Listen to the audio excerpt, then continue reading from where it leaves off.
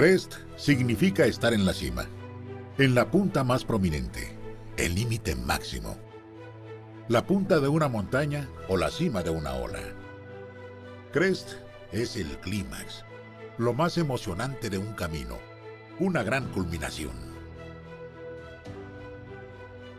En Crest contribuimos a tener espacios más bellos y duraderos, brindando las mejores y más confiables soluciones para la preparación de superficies, así como para la instalación y protección de revestimientos y acabados. En Crest, formamos parte de Grupo Lamosa, llevando más de 60 años de éxito, apoyando a los sectores de construcción y acabados en México. Nuestra estructura de producción está conformada por 7 plantas, distribuidas estratégicamente en Monterrey, México, Guadalajara, Chihuahua, Morelia, Torreón y Guatemala, abarcando la totalidad del territorio nacional y parte de Centroamérica. La imagen de nuestra marca, ganada por su trayectoria, ha convertido a Crest en el producto líder y de referencia en la industria. Por ser la marca más utilizada por los instaladores en México, es un producto obligado para el portafolio de los distribuidores. Para dar una idea de la magnitud de la preferencia de nuestros productos, basta saber que el área de pisos y azulejos instalados con Crest equivale a más de 2.500 millones de metros cuadrados. Nuestros procesos de producción son acreedores a las más importantes certificaciones de calidad a nivel mundial y cumplen con las normas y estándares internacionales. Más de 1.500 distribuidores a nivel nacional garantizan hacer llegar al consumidor la amplia gama de productos y servicios que ofrecemos. Estos fluyen a través de establecimientos y giros tales como tiendas de acabados, materiales para la construcción, ferreterías, home centers y profesionales de la construcción. Desde su inicio, nuestro portafolio de productos se ha transformado de un producto a 9 líneas con más de 200 soluciones que participan en diferentes sistemas de instalación, entre los que figuran adhesivos, emboquilladores, estucos, aditivos, limpiadores, protectores, empastes, separadores e impermeabilizantes. Debido a los cambios en la composición, formatos, grosores y pesos de los revestimientos en la industria, además de los cambios en las tendencias de remodelación, usos y sustratos, el desarrollo de nuestros adhesivos Crest se ha logrado adaptar reforzando sus fórmulas para cumplir nuevas y diferentes funciones. Siendo los materiales para la instalación productos complementarios al revestimiento cerámico, en Crest estamos en la búsqueda constante de hacer sinergia con la división de revestimientos de Grupo Lamosa con el fin de maximizar el resultado para las marcas. En Crest nos mantenemos en contacto con clientes y usuarios. Esto nos permite detectar necesidades para desarrollar productos e implementar mejoras a los existentes. Tomando en cuenta este principio, en Crest, a través de nuestro Departamento de Investigación y Desarrollo, mantenemos una constante búsqueda de nuevas soluciones con el fin de atender las necesidades de la industria. Trabajando en comités interdepartamentales y grupos naturales de trabajo, implantamos sistemas cuyo objetivo es la mejora continua y el servicio al cliente, buscando siempre la entrega oportuna del producto, su disponibilidad en el punto de venta y la atención personalizada, factores fundamentales en este enfoque de servicio. Hoy en día, en Crest, buscamos la integración al mercado global para extendernos al resto del continente americano y competir en otros mercados mundiales. Somos la primera empresa de la industria de adhesivos en México en incursionar en el mercado del sur del continente. Productos como Crest Cerámica, Crest Porcelanato, Crest Fragua Universal y otros productos especializados buscan ya la aceptación del mercado sudamericano. Otro aspecto básico en nuestro compromiso con la calidad es cuidar el medio ambiente mediante los más adelantados sistemas para proteger el agua, el aire y el suelo. El progreso en Crest se busca con un alto sentido ecológico. De la misma forma, actualmente trabajamos adecuando nuestra filosofía, comunicación, productos y procesos con el fin de enfrentar a la mayor revolución tecnológica de la historia, la transformación digital. Nuevas formas de comunicarnos, de fabricar, de comprar y de vender. En resumen, preparándonos para competir y generar valor en este nuevo paradigma económico. En Crest somos una organización humana, preocupada y ocupada por el bienestar de nuestra gente, el activo más importante, la base del éxito alcanzado, la principal razón por la cual hemos siempre sido el líder absoluto en México. En Crest seguimos buscando la aceptación y confianza del consumidor, de proteger su inversión en pisos y azulejos y de cuidar la reputación de clientes y aliados en la cadena de valor. Nos sentimos orgullosos de estar en la cima, en la máxima altura, porque sabemos que en cada saco de producto que ofrecemos están contenidos más de 60 años de experiencia. Porque tenemos la firme convicción de que el conocimiento y la experiencia nos llevan al liderazgo. Porque somos firmes en nuestro compromiso con la calidad, firmes en la búsqueda de la innovación, firmes en nuestro propósito de brindar servicios de calidad mundial. Porque estamos comprometidos a mantenernos siempre firmes con nuestra gran historia. Crest, siempre firmes.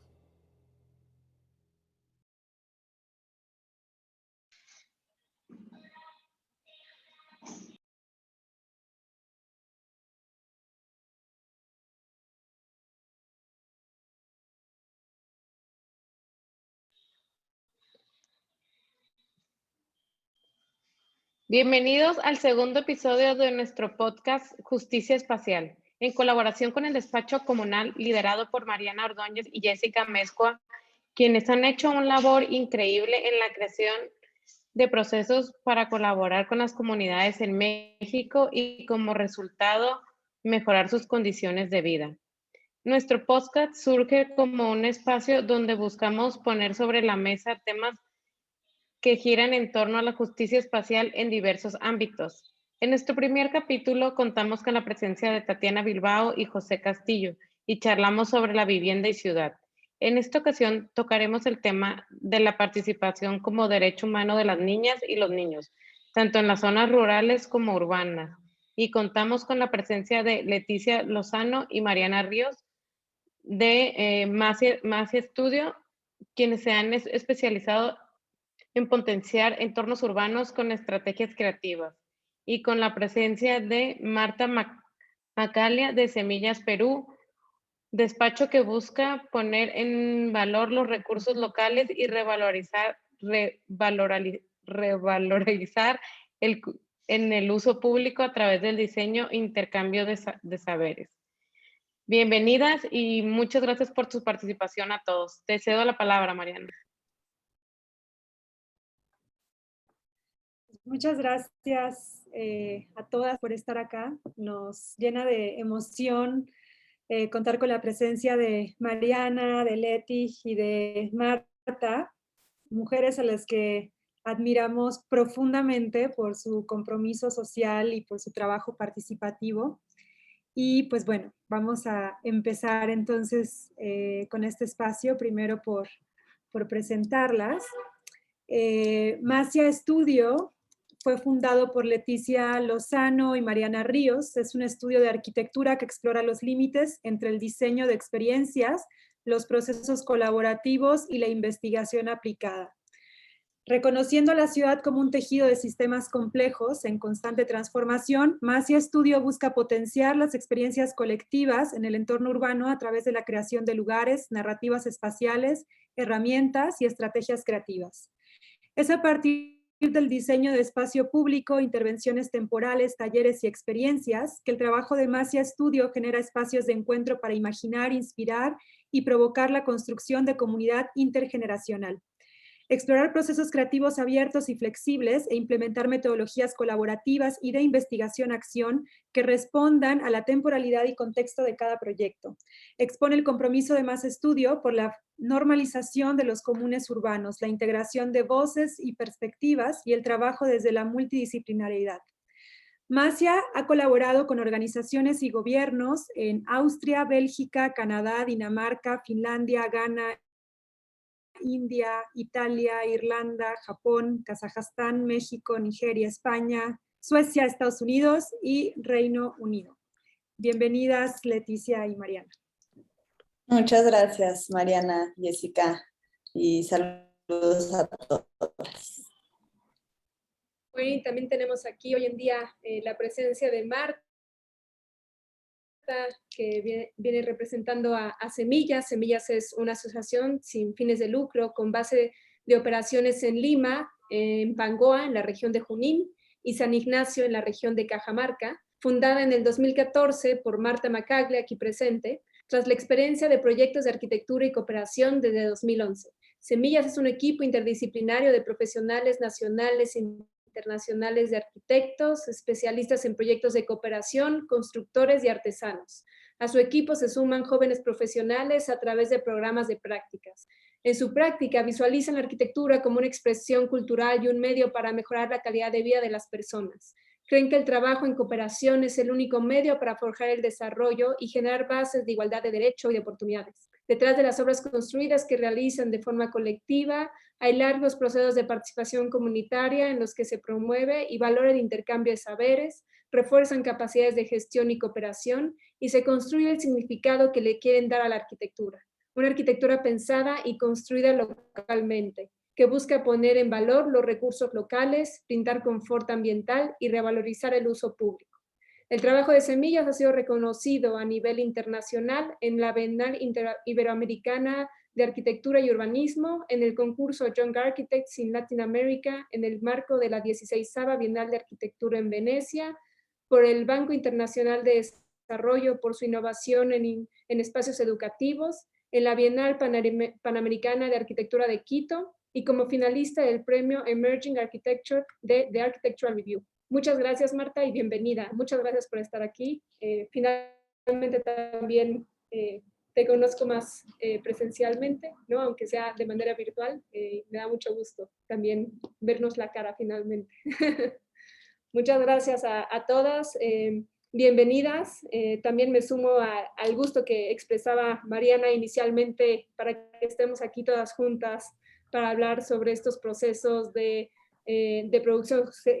producción y gestión social del hábitat, relacionado con arquitectura, relacionado también con los niños, relacionado con la ideología con la cual ustedes trabajan sus proyectos, y me parece que va a ser el día de hoy una conversación muy rica.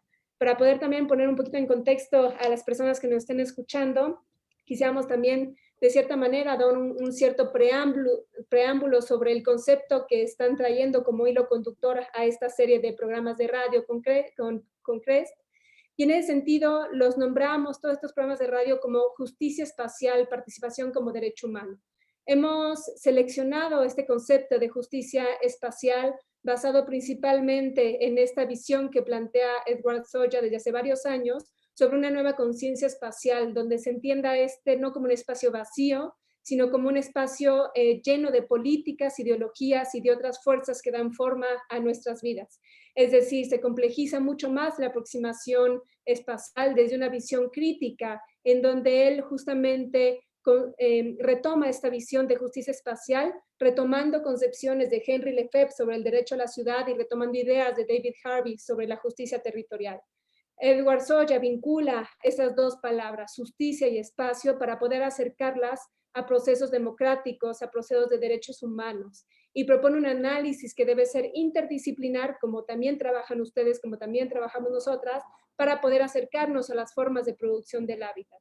Y bajo esta visión que busca también Edward Soya no solo comprender la manera en la que los procesos sociales pueden generar tanto geografías opresoras, sino también como geografías liberadoras, sino que también lo que se busca es justamente visualizar cómo se pueden llevar a cabo procesos de socialización de lo espacial y de la espacialización de lo social en esta relación dialéctica que está como en constante dinamismo. Y sobre todo, para poder arrancar la primera pregunta, hemos también retomado estas ideas a partir de entender cómo el mismo espacio puede generar en ciertas ocasiones, generar y mantener desigualdades relacionadas con la explotación económica, con el racismo, con el sexismo y otras formas más de opresión y discriminación. Entonces, pues a partir como de este preámbulo, podemos arrancar, si les parece bien, la conversación. Y bueno, entendiendo que la labor que ustedes hacen y la manera en la que visualizan la arquitectura y la que visualizan también los procesos de investigación y de colaboración, sabemos que apunta hacia esta clara intención en su proceso y en su visión de precisamente romper con estas injusticias espaciales. Es que entonces tenemos este primer bloque de preguntas. Es una serie de 3 preguntas detonadoras. Y es desde su experiencia en el ámbito de la producción social de espacios con niñas y también con jóvenes, a través de la participación, ¿cómo perciben ustedes que dichas geografías o espacios opresores se manifiestan tanto en el orden urbano como en el orden rural? ¿Qué multiplicidad de visiones han encontrado ustedes sobre el derecho de las niñas y los niños al hábitat? Y finalmente, ¿cómo se visualiza a la infancia en sus espacios colaborativos? Y pues cualquier espacio, ya sea Semillas o Masia, que quieran empezar a compartirnos sus visiones.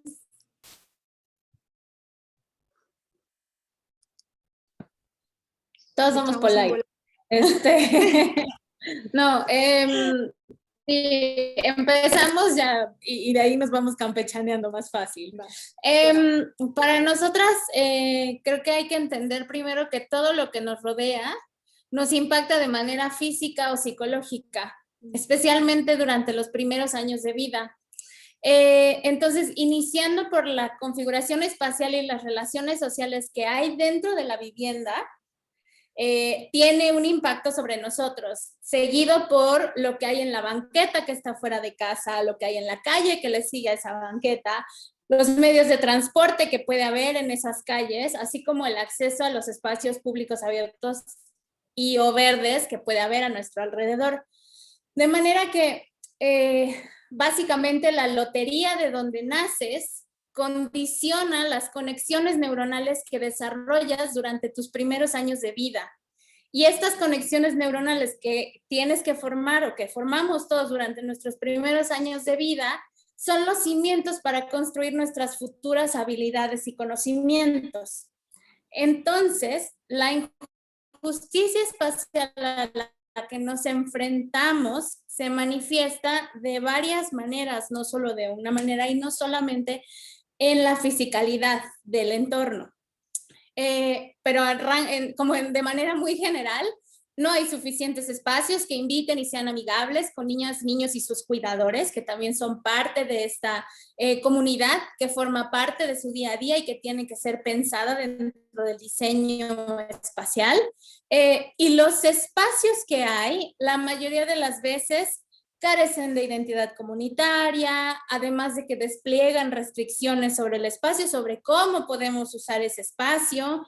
Esto se ve como cuando se ponen rejas, cuando hay horarios para el uso, cuando hay segregación por edades, cuando hay reglamentos que nos prohíben jugar, correr, trepar, gritar, o hasta nos impiden una relación intergeneracional, ¿no? Lo cual va configurando la manera en que nos acercamos a los espacios, pero además cómo los experimentamos con otras y otros. En lo particular, ya digamos específicamente en la Ciudad de México, que es uno de los territorios donde más trabajamos nosotras,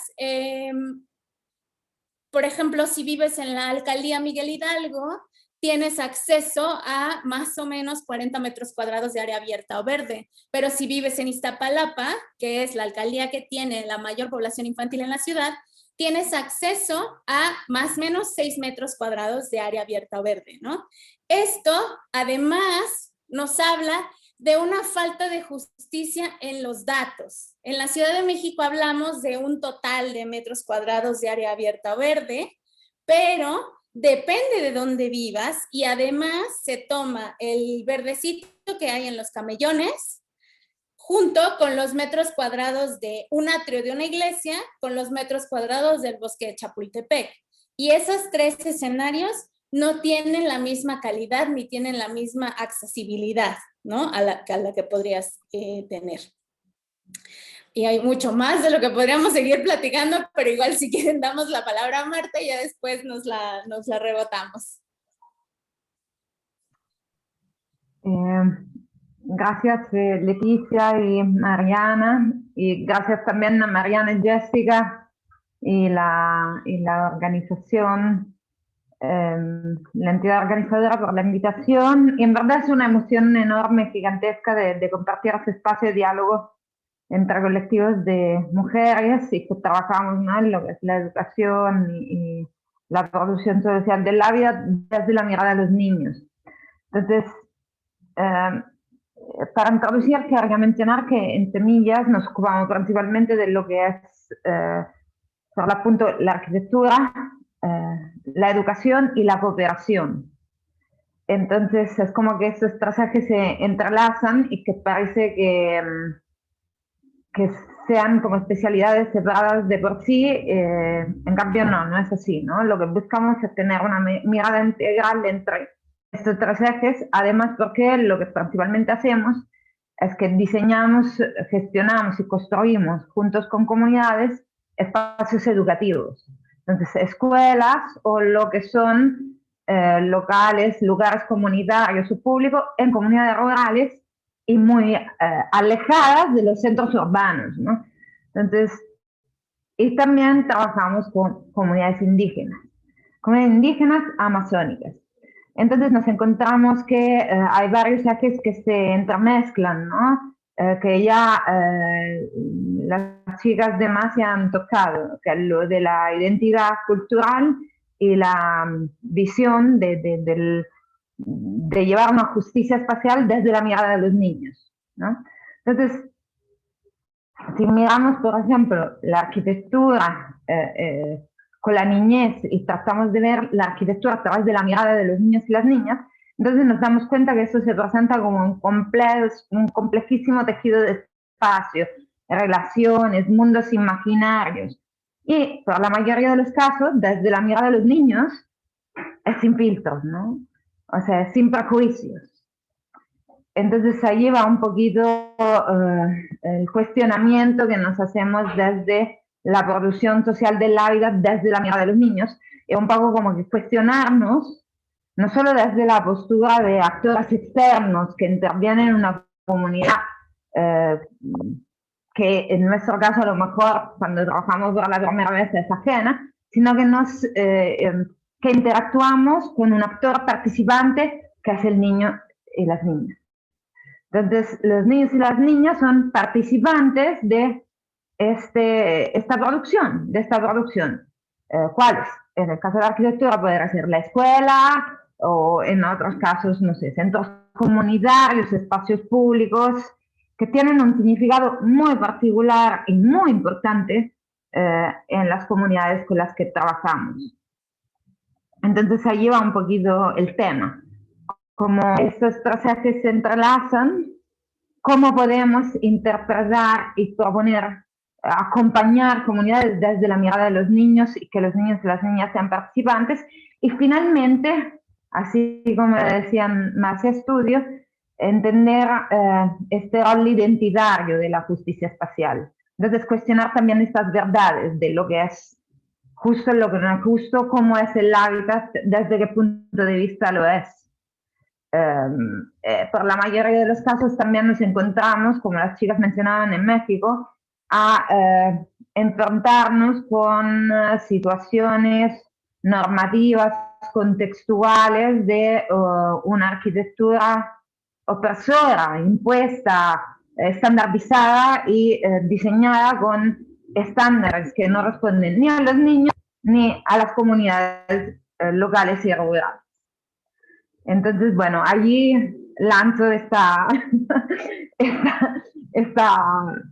este input que tiene que ver, ¿no?, un poco con la pregunta. Me leí muy rápidamente las preguntas y en verdad me sentí muy identificada con esos cuestionamientos, porque son los cuestionamientos que cada día nos metemos arriba de la mesa en la oficina. O sea, por cada paso que tenemos que dar es cuestionarnos, preguntarnos y preguntar muchísimo a las comunidades con las que trabajamos.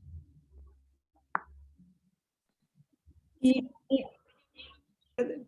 que este diálogo justo se nos antojaba muchísimo porque sentimos que hay una diversidad en cuanto al territorio y a los panoramas, ¿no? Por un lado, Masia trabaja desde espacios urbanos y Semillas trabaja desde espacios rurales con pueblos originarios. Entonces, nos parece que estas manifestaciones de opresión, a pesar de que se mantienen, ¿no?, en ambos escenarios, por así decirlo, son distintos, ¿no?, estos retos. Entonces, me parece que puede ser muy interesante entender qué es lo que está ocurriendo a nivel urbano y a nivel rural respecto a las niñas y a los niños. Y me parece que Mariana también quiere sumarse a abonar a este primer bloque. Sí, creo que un poco como abonando a lo que comentaba Marta, o sea, creo que para nosotras el observar la injusticia espacial en el entorno urbano basta con ver la ciudad o el entorno desde 85 centímetros, ¿no? Desde una perspectiva no nada más a nivel físico, sino también psicológico de esta perspectiva infantil, ¿no? O sea, creo que esta multiplicidad que va como vinculada a la siguiente pregunta que nos lanzabas, Mariana, esta multiplicidad de visiones, en general creo que la mayor es esta perspectiva adultocentrista, ¿no? Que creo que comparte tanto el entorno urbano como el rural, en donde está basada esta perspectiva en una sobreprotección y en el asistencialismo, y en donde no se está viendo a los niños y a las niñas como sujetos autónomos de derechos, ¿no? Y que se está observando a niñas, niños y adolescentes como casi víctimas o personas a veces infantilizadas, que necesitan otro tipo de ciudad, ¿no? Otro tipo de espacios, en lugar de integrarlos a los espacios que ya están ellos reclamando, ¿no? Y pues justo esto se traduce en toma de decisiones que los impactan directa e indirectamente en nombre de su propia seguridad, en lugar de involucrarlos activamente en los procesos. Y muchas veces se abandera como esta toma de decisiones desde el interés superior de la niñez, que muchas organizaciones y fundaciones utilizan para ciertos proyectos, ¿no? Nos hemos encontrado con distintas fundaciones, organizaciones que justo, y gobiernos también, que abanderan como justo el bajar recursos o proyectos utilizando metodologías participativas que al final son participaciones simbólicas por parte de niñas y niños o por parte de la población de adolescentes, en lugar de en realidad involucrarlos e implementar proyectos realmente con metodologías participativas, ¿no? Otra vez desde un entendimiento adultocentrista, en donde la toma de decisiones solo se rebota entre adulto y otro adulto, cuando tiene que ver con el entorno que niñas y niños están habitando, ¿no? Todos los días. Y sí, o sea, creo que tiene que ver con lo que decía Leti desde hace rato, ¿no? Que no tiene nada más que ver con el espacio urbano, sino desde la primera célula, ¿no? De estas dinámicas. Y en este sentido, no sé si este hilo que han identificado ustedes acerca de la política, la manera en la que se visualiza lo que es el derecho a ese hábitat, a ese territorio, a esa ciudad, ¿cuáles? Marta mencionaba las normativas, ¿no? Que también estábamos muy relacionadas con esos retos respecto a la producción social del hábitat. ¿Ustedes cuáles, qué políticas públicas identifican que marcan estas opresiones o que las exacerban respecto en el entorno rural o en el entorno urbano? Ustedes trabajan más, Leti y Mariana, con espacio público, pero Marta, ustedes trabajan con espacios educativos que son fundamentales, ¿no? Para desarrollar todas estas habilidades en las niñas y en los niños. Entonces, ¿cuáles dirían ustedes que son las barreras más grandes desde las políticas públicas para que transgreden más bien los derechos de las niñas y los niños? Bueno, sí, si puedo intervenir, creo que hay dos barreras, ¿no? Uno es lo de la niñez y el otro el centralismo hacia las ciudades, ¿no? Entonces, que todo está estandarizado según la ideología y la forma, ¿no? De las ciudades. Bueno, en el caso del Perú, que es donde nosotros trabajamos, realmente se siente que todo está pensado desde la capital, desde Lima, etc. Entonces siento que hay como que estas dos barreras, lo urbano versus lo rural y el adulto versus el niño, ¿no? Entonces, estas dos cosas. Entonces, relacionando estos dos conceptos, por ejemplo, si pienso un poquito al concepto del buen vivir en las comunidades originarias, que esto tiene que ver desde los primeros pasos de la infancia, ¿no? Entonces, el concepto del buen vivir en comunidades originarias tiene completamente otro sentido y otros estándares respecto a las ciudades.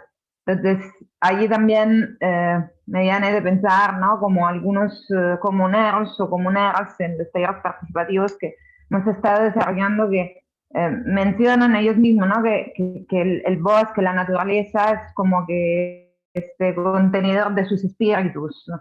Y que los colonos, y refiriéndose a los colonos, se refieren a los mismos peruanos que a lo mejor vienen de la sierra, piensan distinto y que jamás los irán a entender, porque las comunidades originarias dicen, nosotros concebimos a la selva, al bosque, al aire, como son parte de nosotros, parte de nuestro espíritu, como nuestros hermanos.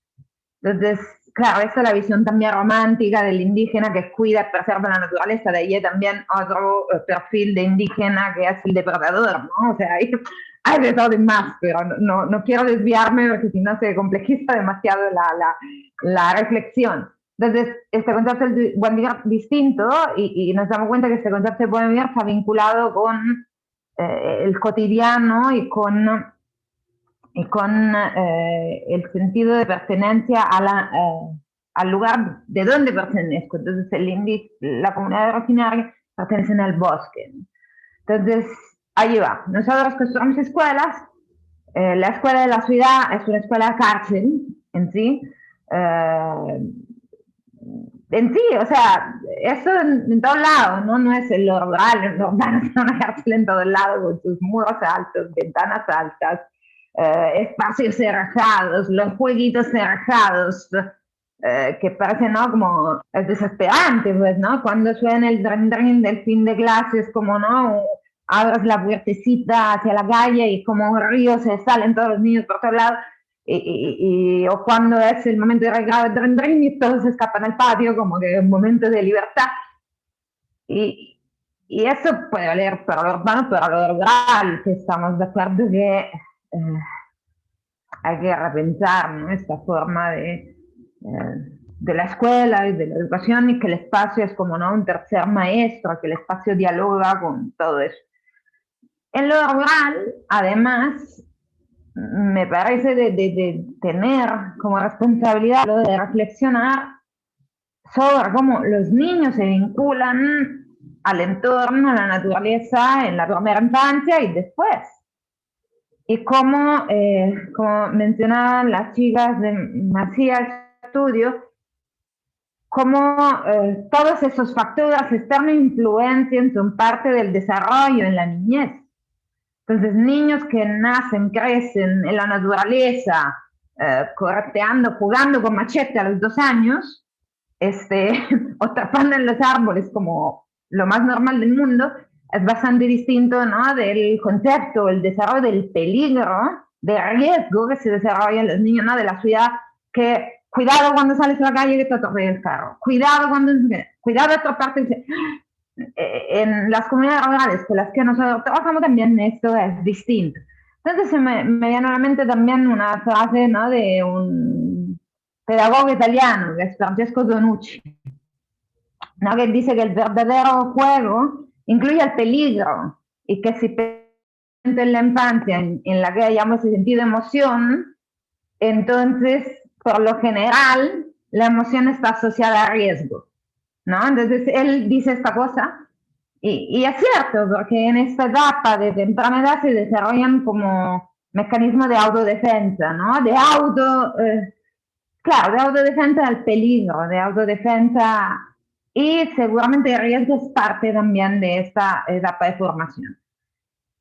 Y además, si lo pensamos, lo asociamos a los niños y las niñas de la selva, de comunidades originarias, que como les mencionaba hace un ratito, además que juegan, corretean por todos lados desde que pueden caminar, también a los 13 años realmente se juegan con machetes, se trepan y es algo, ¿no?, que es parte de, o sea, ya no se considera la visión del adulto como algún problema esto, no se ve así tampoco.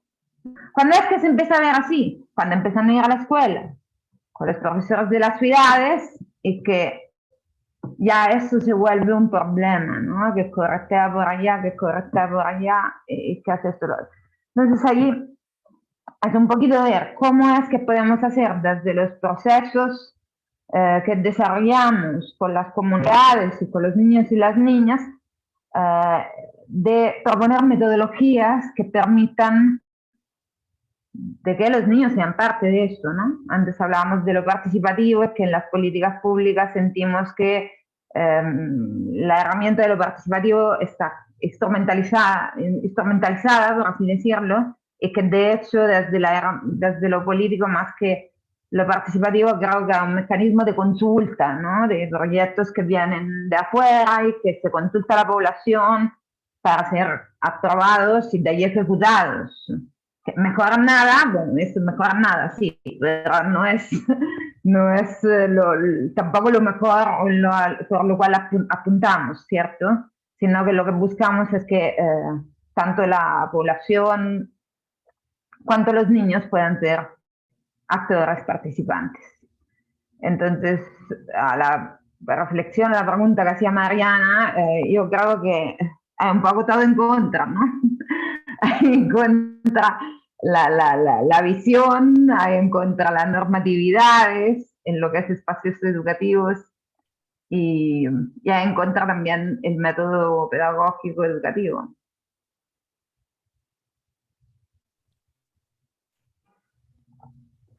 Totalmente de acuerdo, por acá votamos que todo sí, a lo que dijo Marta. No, sí, o sea, nosotras, digo, lo dividimos en 3 niveles, ¿no? El nivel sociocultural, el nivel de la inseguridad y la violencia en las calles y el nivel legislativo. Todo tiene que ver con políticas públicas, porque también la parte de la responsabilidad que le toca al Estado es igual como crear un ambiente para que padres y madres puedan, ¿no? Como crear el ambiente para niñas y niños. Entonces es como una cadenita que va impactando de manera otra vez directa o indirecta. A nivel sociocultural, pues es que justo otra vez lo que nos mencionaban Marta y Mariana, que no, o sea, las niñas y los niños no se consideran uno como sujetos de derechos y entonces hay que cuidarlos. Entonces, no salgas, especialmente en el ámbito urbano, ¿no? No salgas, te vas a caer, ten cuidado con el carro, no atravieses solo, no puedes ir a la calle sola, etcétera, etcétera, etcétera. Y entonces se van como creando estos niveles de restricciones hacia el espacio exterior que han empujado a las poblaciones infantiles hacia el interior. Y luego en el interior existe un exceso, no a todos, pero a muchos, un exceso de actividades y responsabilidades. Si no tienes que ayudar a tus padres y madres en sus trabajos, ¿no? Por ejemplo, si van a trabajar, no sé, al mercado, si tienen algún tipo de trabajo informal, usualmente las niñas y los niños participan en estos trabajos informales. Si existe un trabajo formal, tienen que ayudar, especialmente las niñas, en las responsabilidades de la casa.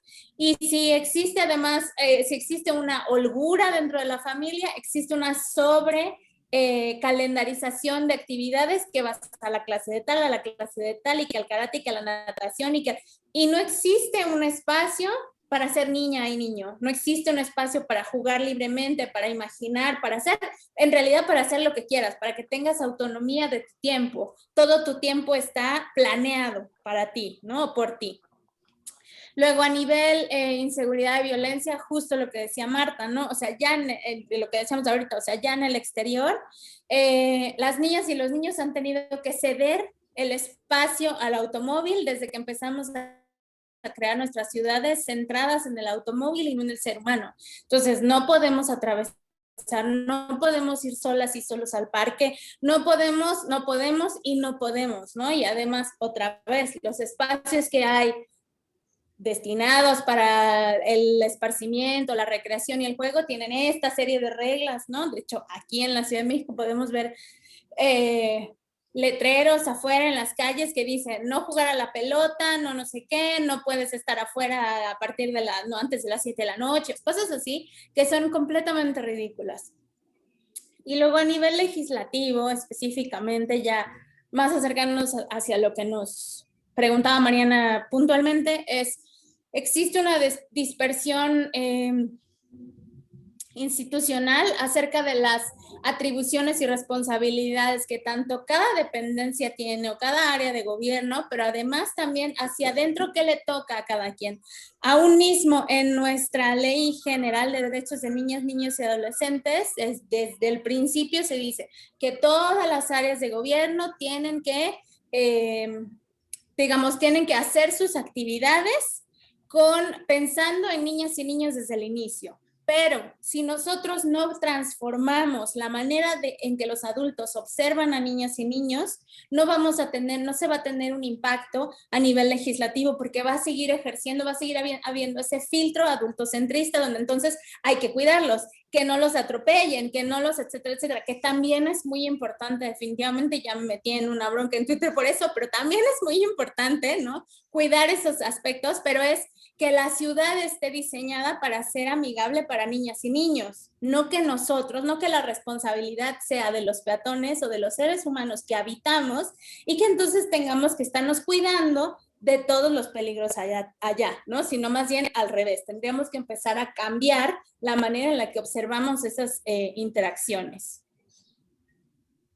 Creo que muchas veces hablamos mucho acerca de la visión dominante que llega a tener la arquitectura, tanto en contextos rurales como urbanos, desde el colonialismo, desde el capitalismo, desde el patriarcado, pero pocas veces se habla como tan detalladamente como lo están hablando el día de hoy, como también la arquitectura tiene un dominio sobre la vida de los demás desde la adultocracia, ¿no?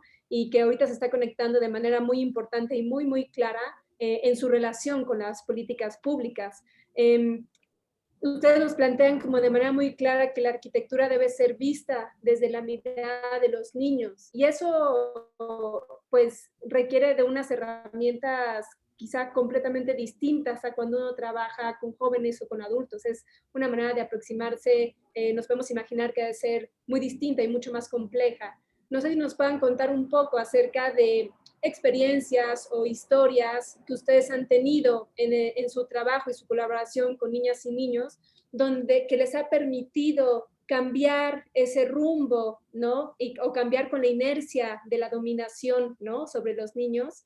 ¿Y qué retos han tenido en el camino? No sé si nos pueden contar, digamos, como algunas experiencias vivenciales que ustedes han tenido sobre esto.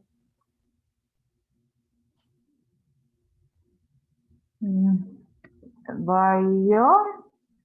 O sea, quizá ya es muchísimo, ¿no?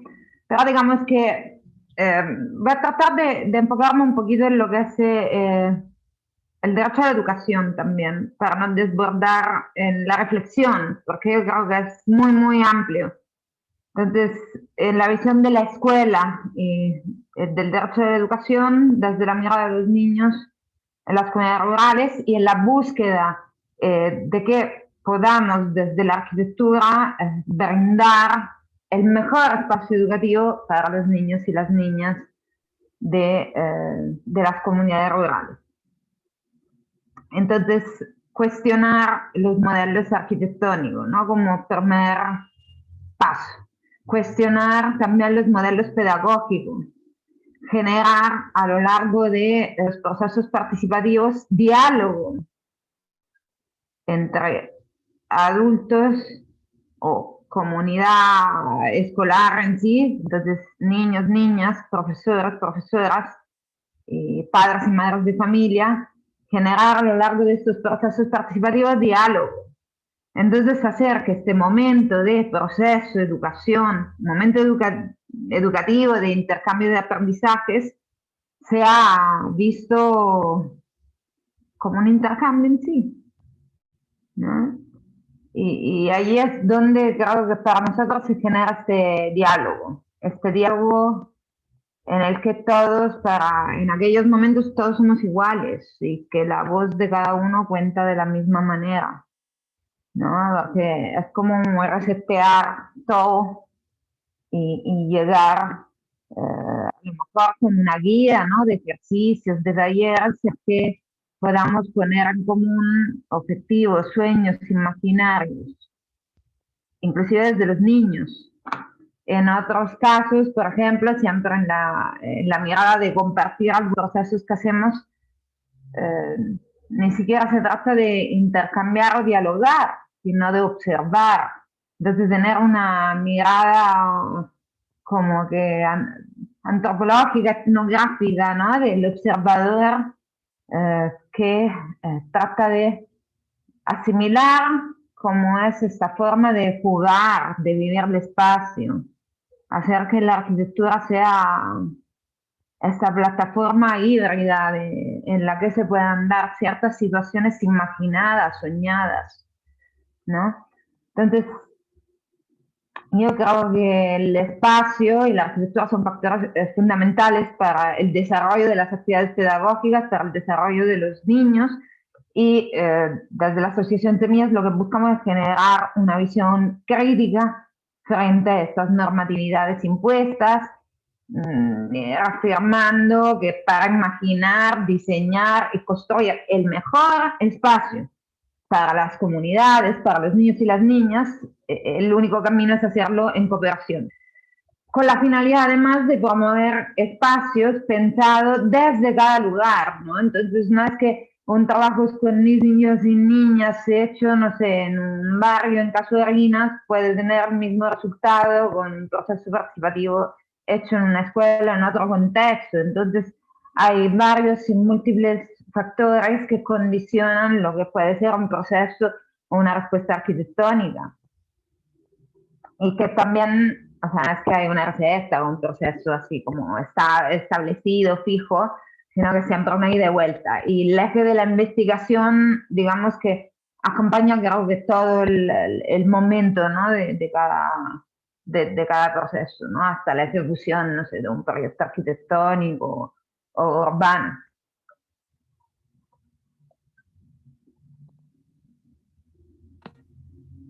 Pues creo que otra vez retomo lo que mencionaba hace ratito Marta sobre los filtros, ¿no?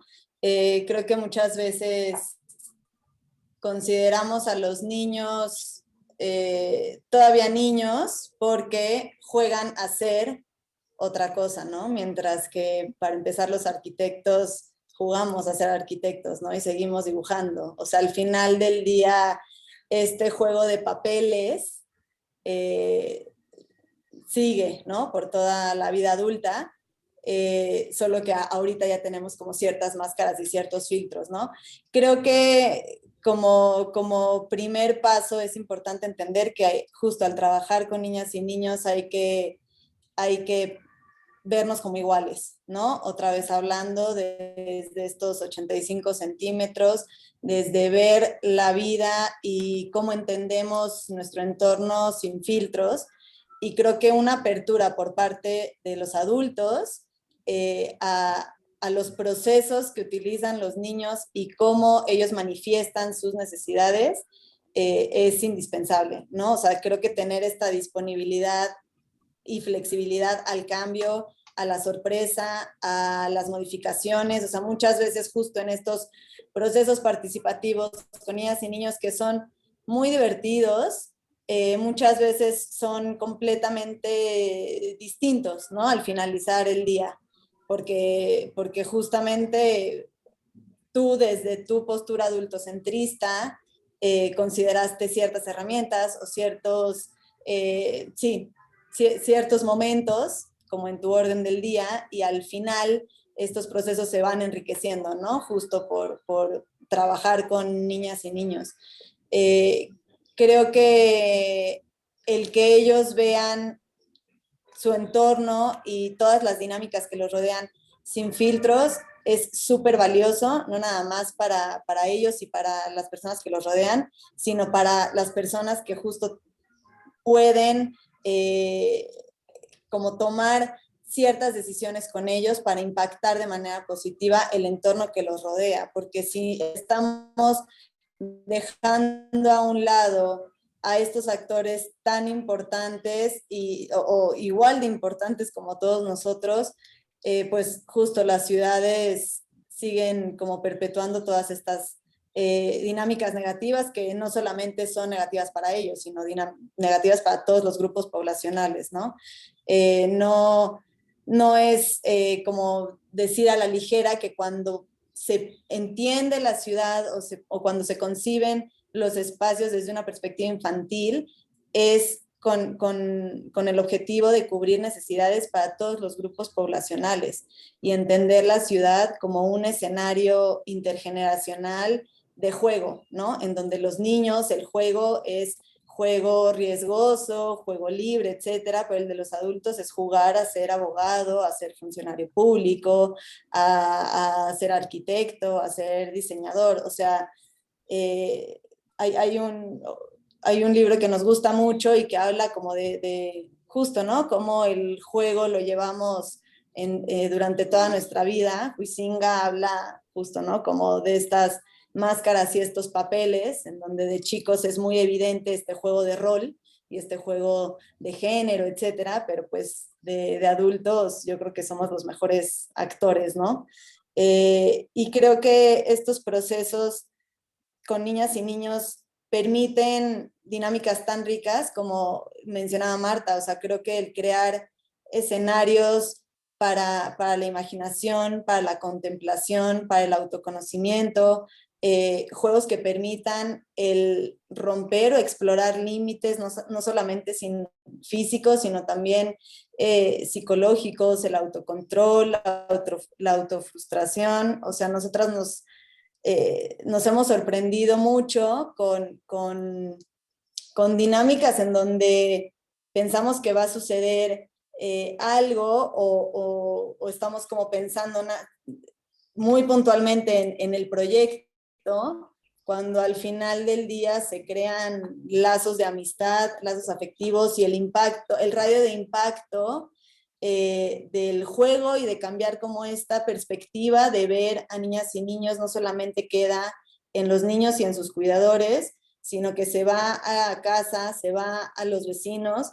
Nosotras de repente, más allá de solamente el día de ese proceso o el momento del taller, que sí es importante para nosotras, pero después justo como ver el cambio de comportamiento en donde ya van más a parques o ya sus padres entienden que jugar es igual de importante que hacer la tarea de matemáticas, que eso también tiene mucho que ver con la educación, ¿no? Como desde este sistema educativo le damos mucho más énfasis a ciertos rasgos y mientras que el juego lo seguimos viendo como lo que te sobra de tiempo libre puede ser niño, ¿no? Lo que te permite tu agenda semanal o tus actividades educativas, ahí ya puedes jugar y ahí ya puedes salir al parque y salir a los espacios verdes, cuando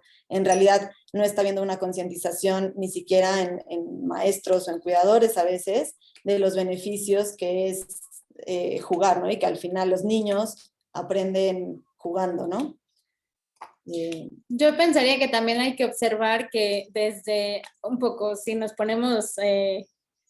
sí, a ver el rol de la arquitectura, hasta desde la teoría de la arquitectura podemos ver como algunas luces, algunos destellos, ¿no? Si pensamos en las atmósferas de Zumthor, si pensamos en los juegos de luz y sombra de Le Corbusier, si pensamos en los colores de Barragán, si pensamos en los espacios comunitarios de Lina Bobardi, o sea, creo que es algo que siempre se ha hablado, probablemente no se habla de arquitectura para el juego o arquitectura desde la perspectiva infantil, pero siempre es este punto de encuentro y punto de creación de experiencias, ¿no? Entonces, pensar, no sé, imaginen Casa Barragán y jugar a las escondidas, ¿no? O ir a jugar a las traes, al Zócalo, ¿no?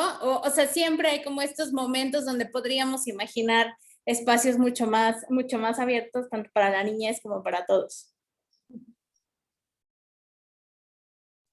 Pues para ir cerrando, podemos pasar al tercer bloque de preguntas, y también a las y los participantes pueden poner en el chat las preguntas que tengan, y al final vamos a abrir una ventanita para ellas.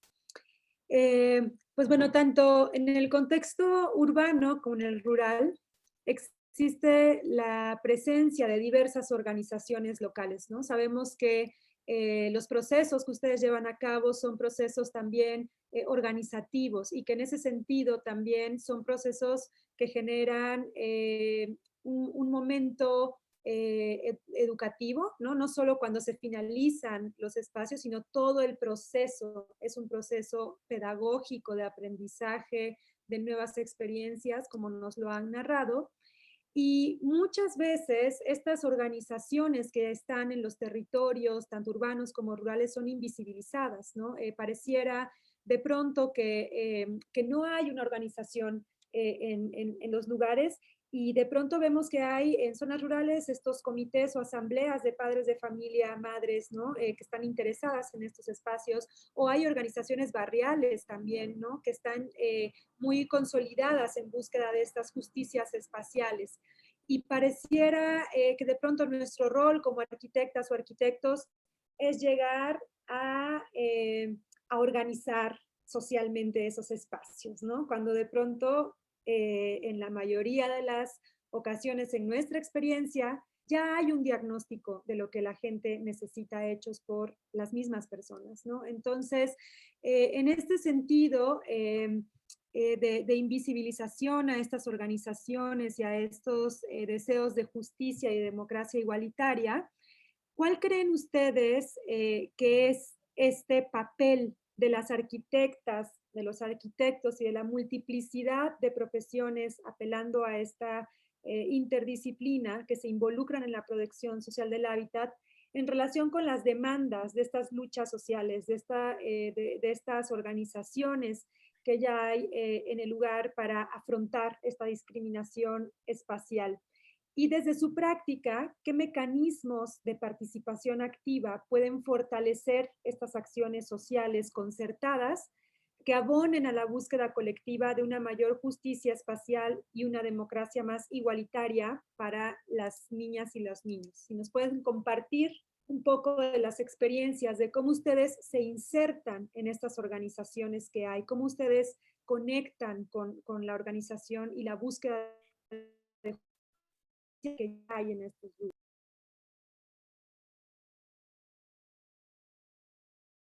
lugares.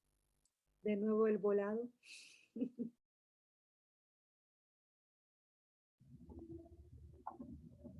Como guste, como guste. Claro, es que las preguntas son tan profundas y tan complejas en sí, que abarcan tanta reflexión, que va a 360 grados y mira en múltiples aspectos de la profesión, de la relación con las comunidades, con los niños, las niñas, que es súper complejo tratar de resumirlo o enfocarse en un aspecto, ¿no? Pero, por ejemplo, o sea, voy a tratar de hacer un ejemplo práctico. Entonces, por ejemplo, si pensamos en estos actores invisibilizados y silenciados. Entonces, en el caso de Semillas, como decía, trabajamos principalmente con comunidades amazónicas, en la que lo que se sabe por lo general, allá las comunidades que están por allá abandonadas, sin presencia del Estado. Es cierto, no hay presencia del Estado, pero allí localmente existen un montón de organizaciones, mencionabas Mariana, en la que hay como que la tienen súper clara de lo que se necesita, de lo que no se necesita, es como es. Hago un ejemplo, en Selva Central tenemos la Asociación de Pueblos Originarios Canuja, de la Unión Indígena Xanin-Canomaxigenga del Valle de Pangoa, donde nosotros tenemos nuestra sede principal, donde nace Semillas, en la que a través de esta organización ponen en común objetivos, metas, roles, etcétera. También es un vínculo de diálogo con las políticas públicas. Ahora, pero allí sí hay situaciones en las que este diálogo es como un quiebre enorme, ¿no? Puedo hacer algunos ejemplos.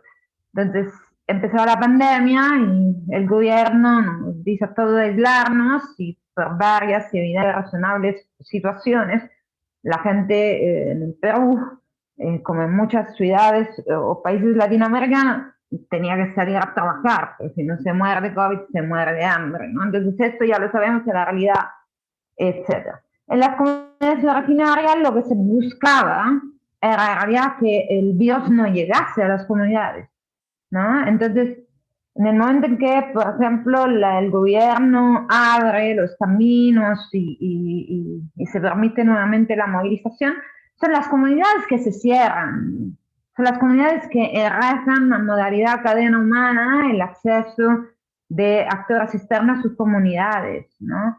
Entonces, ahí había una autoorganización y una adversión a lo que el gobierno decía. O por otro lado, cuando había la necesidad, se organizaban para abastecerse y ser resilientes, ¿no? De cierta manera. Ahora, otra reflexión sobre cómo los actores locales se enfrentan la discriminación siempre. Comunidades originarias, comunidades indígenas que no acceden a los derechos básicos como el derecho de agua, desagüe, vivienda, educación, o sea, simplemente no acceden. Entonces lo que se está luchando es que al menos se pueda acceder, ¿no?, a algunos y ciertos servicios básicos.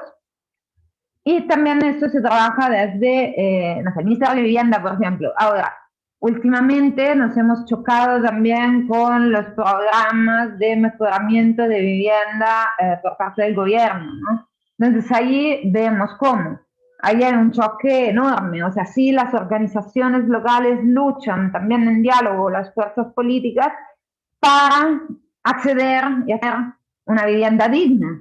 Pero lo que se les propone es algo completamente planteado desde otro contexto. Lo que se busca, sí, hay alguna proposición ridícula, de proposición de material local, como allá.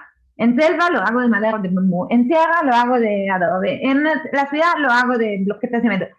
Que o sea, en verdad uno igual se queda como un poco chocado porque además que al final lo terminan haciendo en cemento por todo el lado, ¿no? Ni siquiera usan el material. Pero lo que más asusta es cómo se enfrenta ese proceso, es cómo es que se propone esto.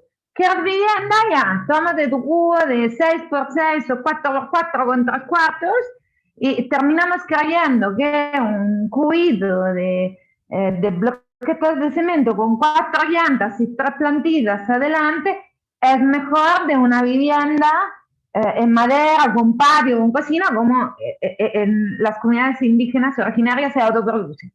Entonces, ejemplo, ahorita mismo se está ejecutando un proyecto de mejoramiento de vivienda en la comunidad nativa de Altanapati.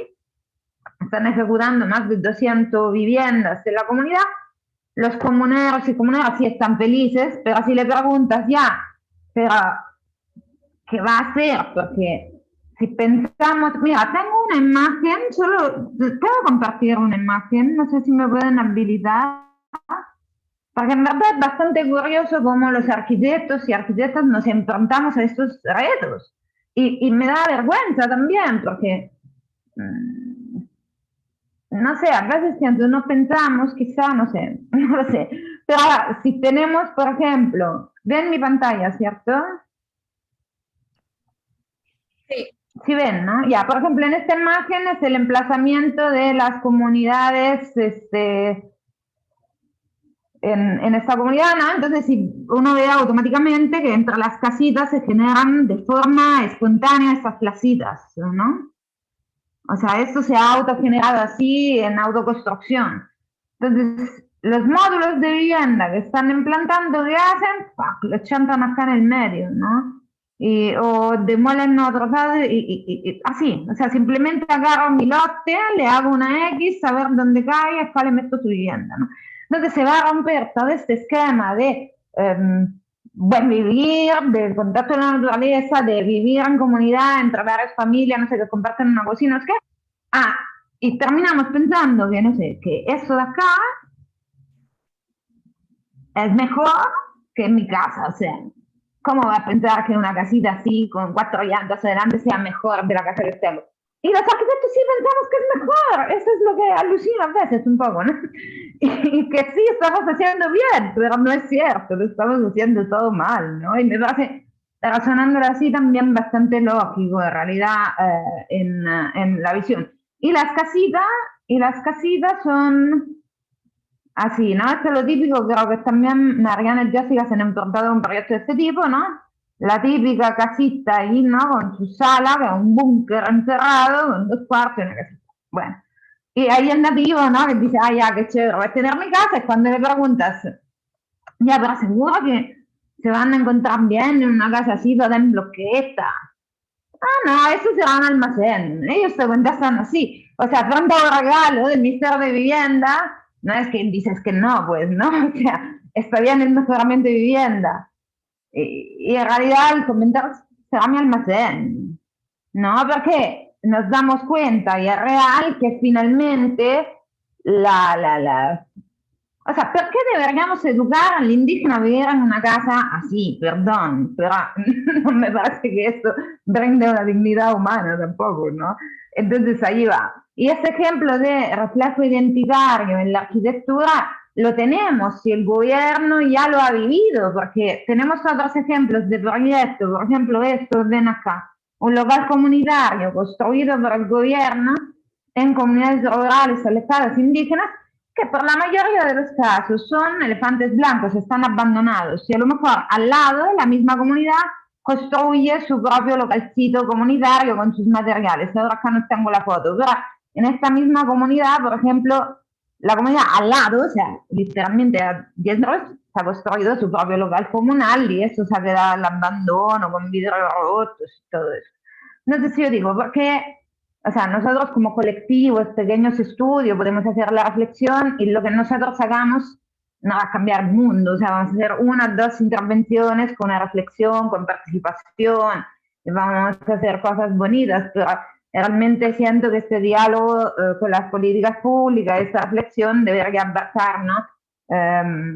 Acciones colectivas de mayor impacto como las que hace el gobierno, ¿no? Entonces, y digo, porque desde la política pública nos aprende el pasado, esos son proyectos de los 90, la imagen que ven acá. Estamos en el 2021 y seguimos haciendo lo mismo. ¿Por qué? No lo sé. Pero sí, nosotros también estamos tratando de trabajar con el Ministerio de Educación, etcétera, también en experiencias muy bonitas de gran aprendizaje y tal, pero sí realmente uno se da cuenta que las trabas burocráticas, los caminos son casi agotadoras, imposibles, y que también las normas están diseñadas para un sistema, un modelo capitalista, ¿no? Entonces, que las normas están diseñadas para que todo se construya en cemento, para que las normas están diseñadas para que todo se piensa desde las ciudades, que todo está pensado hacia una estandarización global, ¿no? Esto en Europa también es así, italiana, y es así, todo se estandariza, todo como si todos fuésemos iguales, pero no somos, pues. Entonces ahí es como, ¿cómo hacemos a convivir con un sistema que así funciona y proponer arquitecturas, proyectos, metodologías, modelos que respeten el hábitat, que escuchen la voz de los niños y de las niñas? No tengo una respuesta, pero siempre estamos con estas preguntas en todos y cada paso, ¿no?, de los procesos.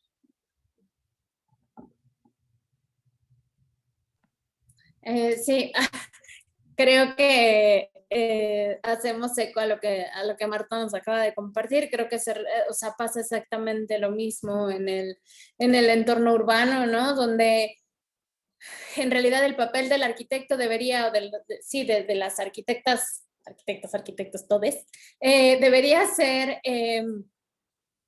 la traducción. Deberíamos ser traductores de lo que sucede, pero deberíamos ser traductores tanto del entorno como del ser humano, como de todas las otras necesidades que puede haber a nivel, digamos, social, cultural, ¿no? Entonces, no podemos solamente enfocarnos en una sola cosa, y entonces aquí pasa exactamente lo mismo, ¿no? De repente a las alcaldías, pues les llegan, no sé, 20 módulos de plástico de colores a los que estamos acostumbrados a que sean nombrados como espacios para niñas y niños, y entonces nada más, pues a ver dónde hay remanentes urbanos, ahí pónganlos, o ahí ponen los ejercitadores, y entonces cuando ya terminan la obra y la inauguran y no sé qué, pues ¿qué crees? Que el modulito de plástico quedó en medio de 2 avenidas de 5 o 6 carriles, donde no hay un paso peatonal, no hay un semáforo, y entonces hay que correr para llegar, y además estás en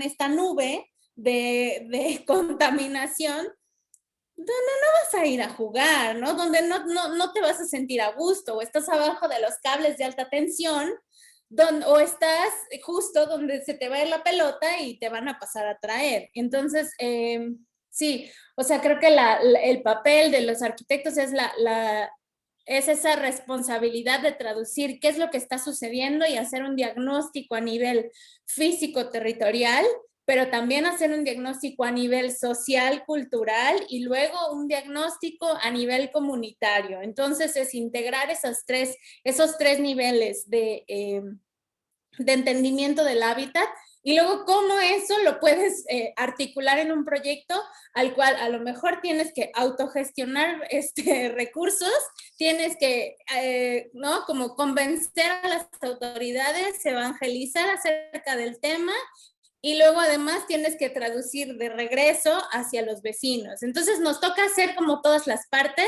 pero además nos toca saber también cuándo nos tenemos que salir de la ecuación y no seguir empujando nosotros mismos, ¿no? Entonces creo que es un trabajo bastante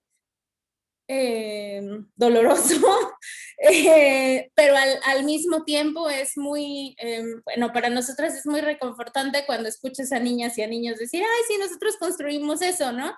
Y es como, ok, ya llegaron a la construcción, no hubo una concepción de ellos observaron, diseñaron, vieron la construcción y ellos lo construyeron, y entonces es el momento donde te tienes que separar, ¿no? Entonces también es entender cuáles son esos procesos y hasta dónde el proyecto es tuyo y hasta dónde ya se tiene que pasar a la comunidad, ¿no? Eso sin romantizar que hacer este tipo de gestión social del hábitat es un trabajo pesado, necesitas de una interdisciplina bastante compleja en diferentes momentos, y que además necesitas de un entendimiento como una línea base donde todas las personas del equipo puedan saber hacia dónde estamos trabajando, porque no es nada más, bueno, no, yo entiendo y Mariana entiende de otra manera y Marta entiende de otra manera y Mariana y Jessie entienden de otra manera, sino también es nivelar nuestros diálogos y las maneras en las que vamos a ir trabajando.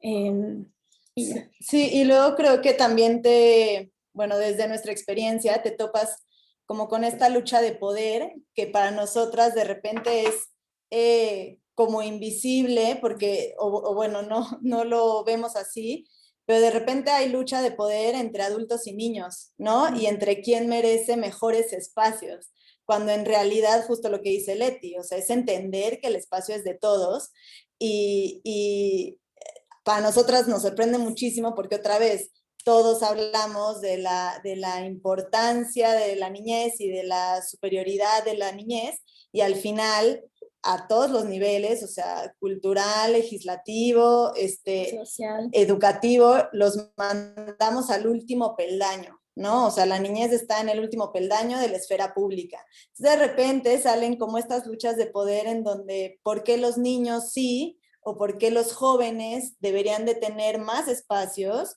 que un skatepark? Entonces, que o sea, los como, viejitos. ¿por qué?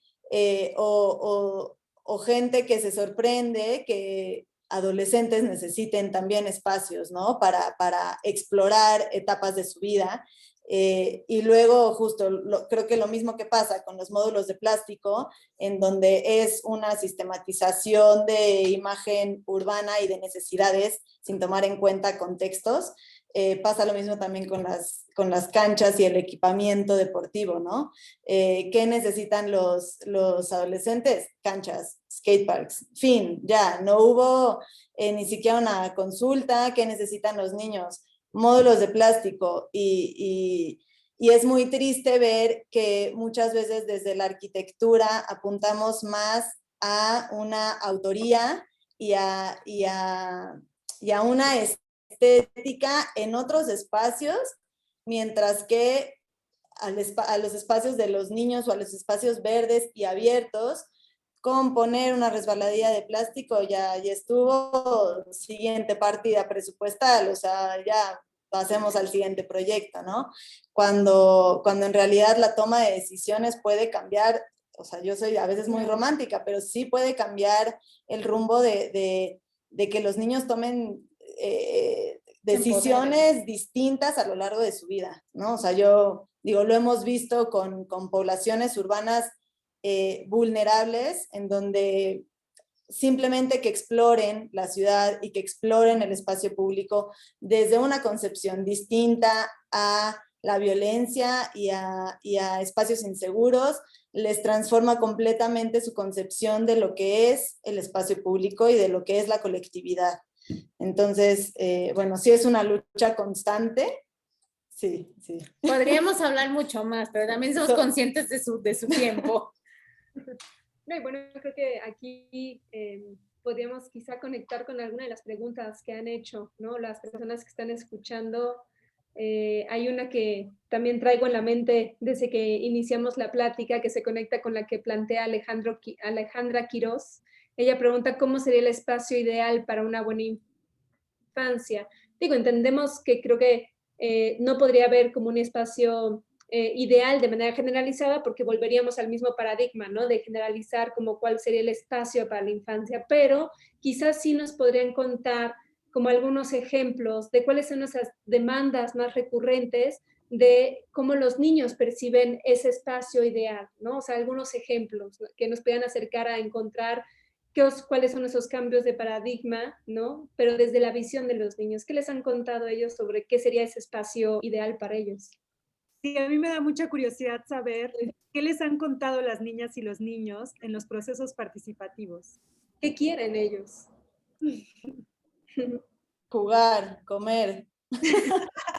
Las niñas y los niños quieren lo mismo que todos, o sea, que todas y todos queremos. Quieren una ciudad donde puedan caminar, donde puedan vivir en paz, donde sus papás tengan trabajos, donde ellos puedan ir a visitar a sus amigos de manera autónoma, donde puedan ir al parque a jugar. En realidad se sorprenderían una vez que le preguntas a una niña o un niño como qué quieren, te dan la respuesta, y esto seguramente Marta nos va a decir también que sí. Hay que generar un proceso de confianza con niñas y con niños, porque si no al inicio te van a contestar lo que ellos consideran que tú quieres que te tienen que contestar, ¿no? Como Paso adulto. número 1. Eso viene desde una pedagogía rarísima, ¿no? De cómo estamos, cómo nos crecen y cómo aprendemos. Y la otra es, también existe la respuesta básica de columpios y resbaladillas. Entonces, el trabajo también de hacer participación activa con niños y niñas es escarbar. ¿Qué hay detrás, no? ¿Qué es lo que les gusta de la resbaladilla? ¿Qué es lo que les gusta del columpio, no? Y entonces, una vez que los empiezas a ver jugar también, te vas dando cuenta de otras cosas. Hay muchas niñas y niños que no te expresan todo con palabras, sino más bien con acciones, ¿no?